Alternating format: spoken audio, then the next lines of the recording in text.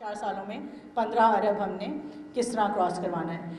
तो having said this, at the core of the whole discussion is actually कि हम कितनी अच्छी टेलीकम्युनिकेशन इंफ्रास्ट्रक्चर और नेटवर्क प्रोवाइड कर सकते हैं, कितना रिलायबल, कितना high speed telecommunication infrastructure provide कर सकते हैं। जब तक ये बेसलाइन और फाउंडेशन अवेलेबल नहीं होगी तब तक all the talks around digital growth, digital transformation, IT exports are mere talks.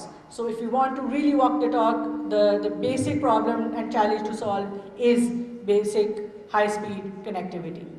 So this is where we stand right now, and as we move into the auction process by April end and May beginning, हम अपने तमाम international partners से उनके experiences सीख के आगे बढ़ना चाहते हैं, because लेट मूवर्स एडवांटेज भी is a great advantage, because you don't have to repeat the same mistakes जो दुनिया ने पहले कर ली हैं या एक्सपेरिमेंट कर लिया है।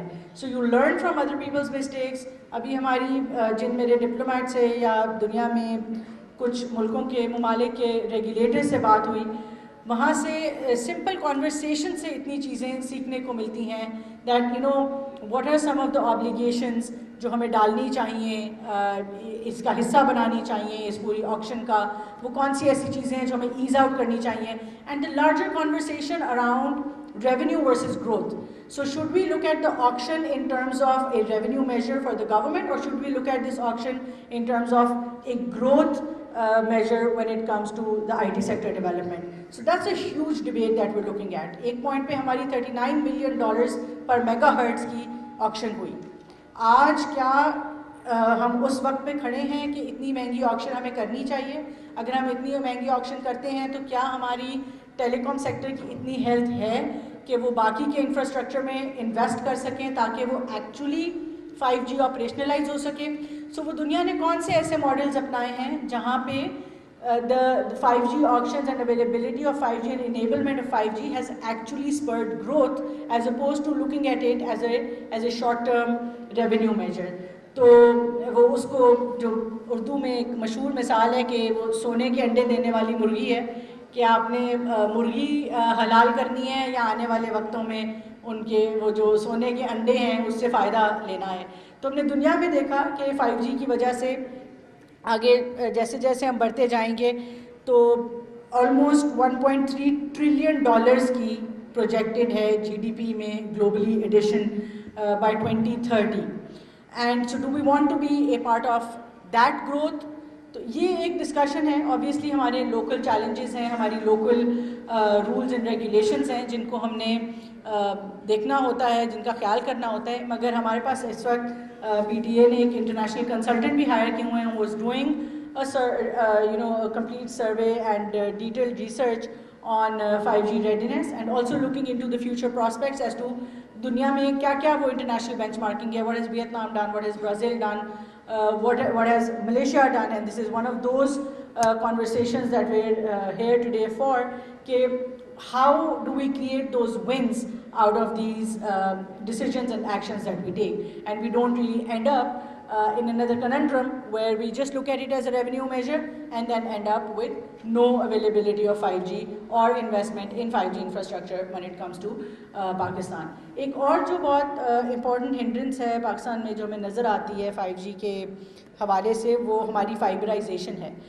And with such low fiber penetration, ये एक मज़ीद चैलेंज है जिसको हम देख रहे हैं। इट्स अनदर थिंग कि हम वो पूरी एक नेशनल फाइबराइजेशन पॉलिसी में जो जा रहे हैं उसमें हमारी यही कोशिश होगी कि हम ज़्यादा से ज़्यादा प्राइवेट सेक्टर इन्वेस्टमेंट को इंकरेज करें, डोमेस्टिक भी और इंटरनेशनल भी, because as long as till we actually get a significant level of optic fibre penetration, fibreisation और फिक्स लाइन की तरफ जैसे जैसे हम मूव करेंगे, it is only then that 5G की भी हमें ज़्यादा से ज़्यादा हम उसका फ़ायदा उठा सकेंगे।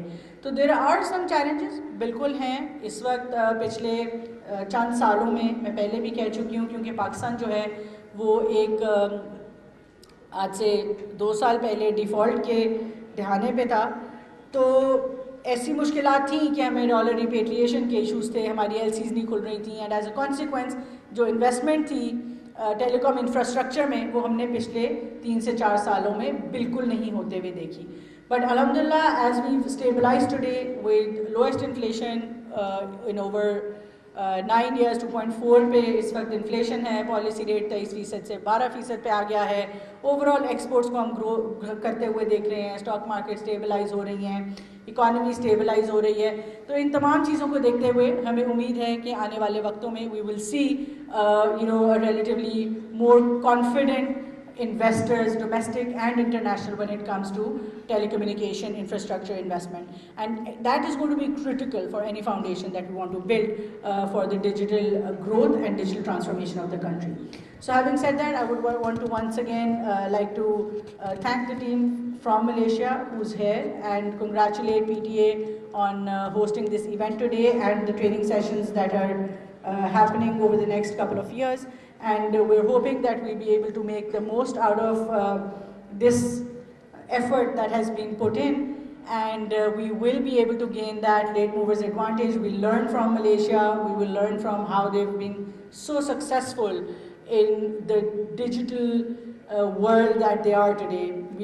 Every other day we see massive investments, whether it's in data centers and big tech coming into Malaysia. So I feel that there's a lot to learn from our brothers and sisters who are here from Malaysia, and I hope and I wish everyone a very productive next 4 days, inshallah. Thank you very much.